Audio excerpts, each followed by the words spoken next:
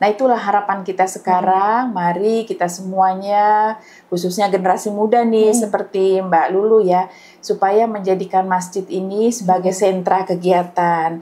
Nah, masuk menjadi remaja masjid. Karena kalau nggak jadi remaja masjid juga agak susah ya, mau berkegiatan ya, mau terlibat.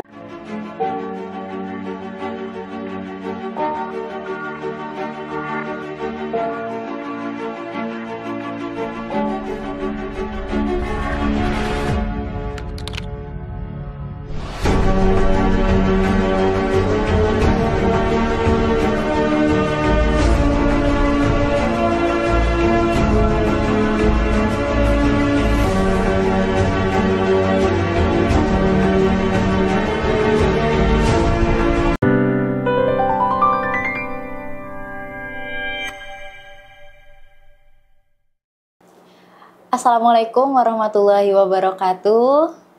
Kembali lagi bersama Tali Kata Podcast. Di samping saya ini juga sudah ada seorang narasumber yang bernama Ibu Hajah Budiastuti. Bisa dipanggil Ibu siapa? Tuti. Ibu Tuti. Oke. Ibu, kalau boleh tahu nih, kondisi masjid di lingkungan Ibu tuh gimana? Apakah ramai atau gimana nih selama bulan Ramadan ini? Ya, baik Mbak Lulu. Wah, kalau cerita tentang bulan Ramadan ya di lingkungan saya itu, karena bulan Ramadan itu kan bulan yang ditunggu-tunggu ya. Iya, benar. Nah, jadi kalau bulan Ramadan, hari pertama, kedua, sampai minggu pertama lah itu pasti ramai banget. Khususnya menjelang buka puasa. Jadi yang mungkin biasanya tidak datang ke masjid sholat maghrib, jadi akhirnya rame-rame semua datang ke masjid. Jadi buka puasa di masjid ya, di masjid juga kan banyak takjil ya, itu juga salah satu daya tarik masjid di bulan suci Ramadan ini. Iya benar. Di masjid saya juga sih Bu, kalau misalnya nih hari-hari biasa selain bulan Ramadan ya, sejujurnya nggak seramai itu sih. Jadi kayak orang-orang momennya itu memang menunggu sekali bulan Ramadan ini ya Bu ya. Kenapa ya Bu ya? Kalau bulan Ramadan ini masjid tuh ramai gitu. Beda sama hari-hari biasa. Jadi ini mungkin kita sebut ya bahwa saat ini tuh pemahaman masyarakat itu pada umumnya menjadikan masjid ini hanya sebagai tempat ibadah ya, tempat sholat, kecenderungannya saat ini. Padahal kan sebenarnya tidak seperti itu ya. Sebenarnya masjid itu bisa sebagai tempat pembinaan umat. Jadi kita bisa ada perpustakaan masjid, kemudian ada pusat pembinaan seni budaya misalnya di masjid, pemberdayaan ekonomi umat ya. Jadi ada aspek ekonominya juga yang bisa dikembangkan di masjid ya. Nah, itu yang saat ini tuh tidak berkembang di masjid seperti yang diharapkan. Jadi pemerintah juga dalam hal ini Kementerian Agama ya berupaya untuk mengembalikan supaya bagaimana masjid itu bisa kembali menjadi sentra umat berkegiatan. Seperti itu harapannya. Oke, berat. Juga sebenarnya kan kalau saya baca-baca nih Bu, masjid itu kan memang bukan tempat hanya ibadah saja, tapi juga kita bisa menuntut ilmu juga di sana, melakukan musyawarah juga di sana, seperti itu. Tapi mungkin memang mindset kita sendiri yang terbentuk secara tanpa sengaja menjadikan kayak masjid hanya tempat ibadah seperti itu, ya kan Bu? Iya, betul sekali. Nah, itulah harapan kita sekarang. Mari kita semuanya, khususnya generasi muda nih, seperti Mbak Lulu ya, supaya menjadikan masjid ini sebagai sentra kegiatan. Nah, masuk menjadi remaja masjid. Karena kalau nggak jadi remaja masjid juga agak susah ya, mau berkegiatan ya, mau terlibat. Jadi biar literasi kepustakaan Islamnya khususnya di masjid bisa digiatkan kembali. Mungkin ada bedah buku sekali sebulan, ada kajian seperti itu ya, untuk remaja, untuk ibu-ibu seperti itu, atau juga untuk anak-anak ya. Nah, misalnya Mbak Talita punya kompetensi ya, punya keahlian pintar menyanyi, ini misalnya kan bisa ngajarin adik-adik di masjid misalnya, Jadi fungsi seni budayanya juga bisa dilakukan ya di masjid. Kemudian kalau punya buku-buku banyak di rumah yang sudah dibaca, jadi sudah tidak terpakai, bisa juga diwakafkan di masjid, sehingga di masjid diadakan perpustakaan masjid. Nah, perpustakaan Oke. masjid ini tentunya akan jadi menarik ya. Iya, Anak-anak yang habis belajar membaca Al-Quran di TPQ Iya. bisa ke perpustakaan. Iya, Ya, buat seperti baca itu. Untuk cerita-cerita yang membaca lain. cerita-cerita, kemudian juga buku-buku ilmu pengetahuan seperti itu. Jadi harapannya memang mudah-mudahan ke depannya semakin banyak ya umat yang memanfaatkan masjid ini, tentunya selain kegiatan ibadah juga kegiatan-kegiatan positif lainnya. Iya, oke. Kalau misalnya nih Ibu, kan remaja-remaja ini bisa dibilang kayak belum terlalu apa ya? Kalau misalnya mau memakmurkan masjid gitu kayak belum ada niatnya gitu. Kalau misalnya saya ke masjid niatnya kayak mau cari jodoh nih Bu. Oh bisa seperti itu? Oh ya, bisa banget ya. Itu kan efek samping ya. Iya, Jadi bisa. tetap tujuan utamanya adalah beribadah. Mungkin sholat, mungkin membina adik-adik yang TPQ, ya, mengajar mengaji, atau mungkin pemberdayaan ekonomi ya itu tentunya bisa saja.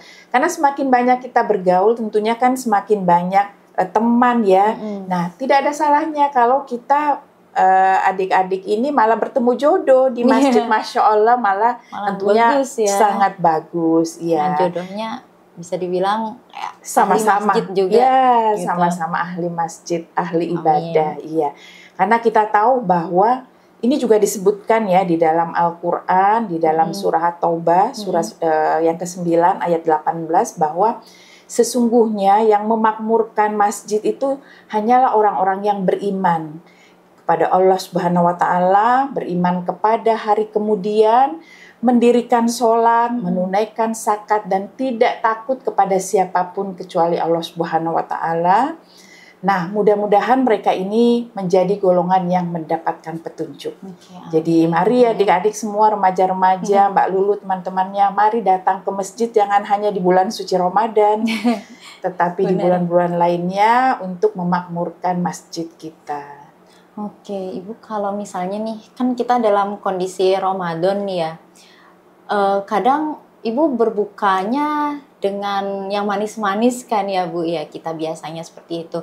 Nah, kebetulan di sini nih kita ada madu dari Talita Madu ya Bu ya, yang pastinya 100% madu murni dan juga 100% halal gitu. Nah, saya juga sudah mendatangkan ini cap halalnya langsung ya teman-teman. Beliau dari Kemenak. Dari apa Bu? Kemenak bagian apa? Saya di bidang bimbingan masyarakat Islam, khususnya di bagian sertifikasi halal. Nah ya, ini langsung ada cap halalnya nih ya teman-teman untuk madu Talita ini. Terima kasih.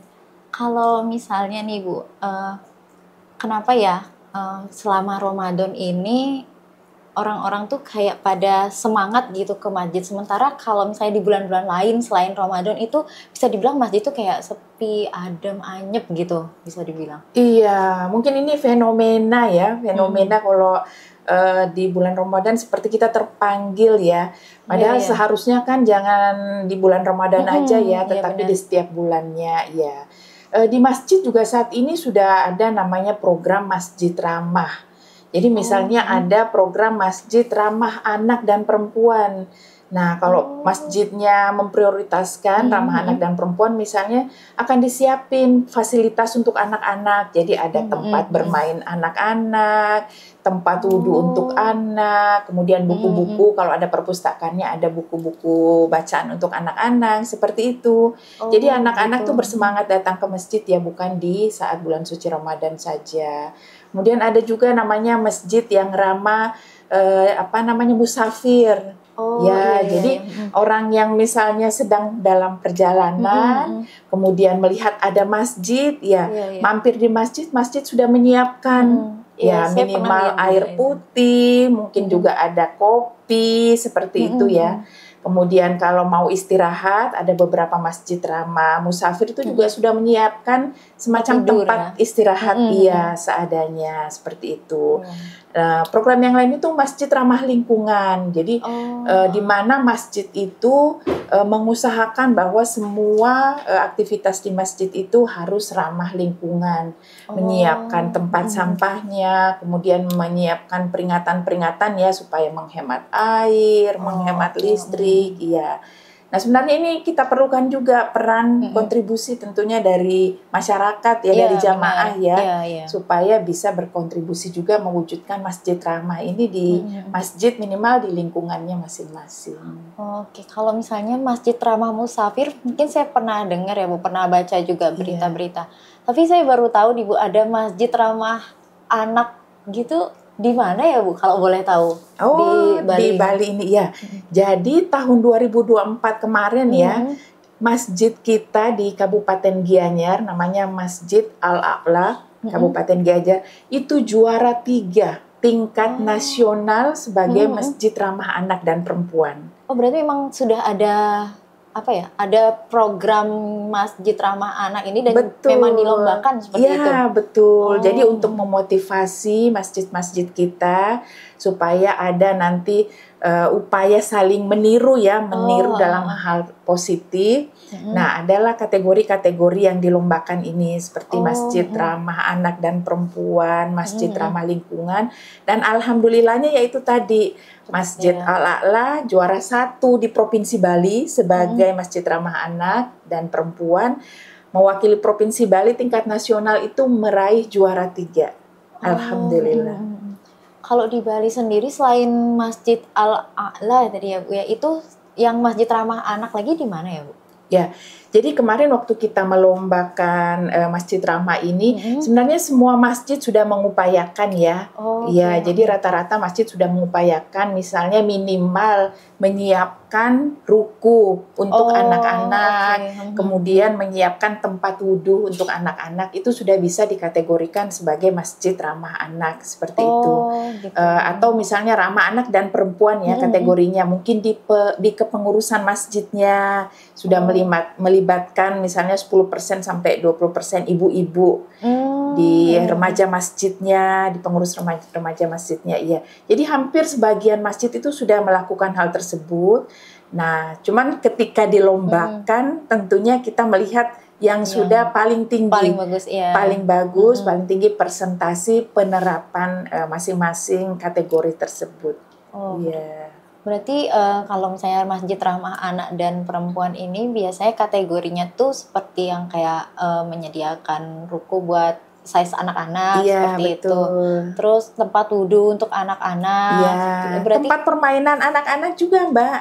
Gitu. Jadi kan namanya anak-anak ya, memang usianya tuh usia main-main ya. Jadi biar dia menikmati masa kanak-kanaknya, jadi disiapin tempat bermain kayak di playground itu. Jadi di masjid itu sudah ada yang menyiapkan tempat seperti itu.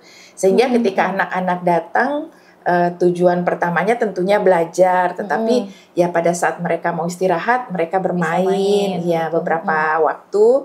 Setelah itu masuk lagi mungkin untuk membaca misalnya buku di perpustakaan dan sebagainya sesuai dengan jadwal dari pembinanya pastinya. Berarti di masjid itu memang kita boleh ya Bu untuk kayak membuat suatu sarana misalnya kayak bermain seperti itu, asal tidak mengganggu kegiatan masjidnya yang lain. Betul, iya. Jadi biasanya pengurus masjidnya sudah ada jadwal ya, sudah ada ketentuannya waktu penggunaan sarana-sarana yang sudah disiapkan tersebut.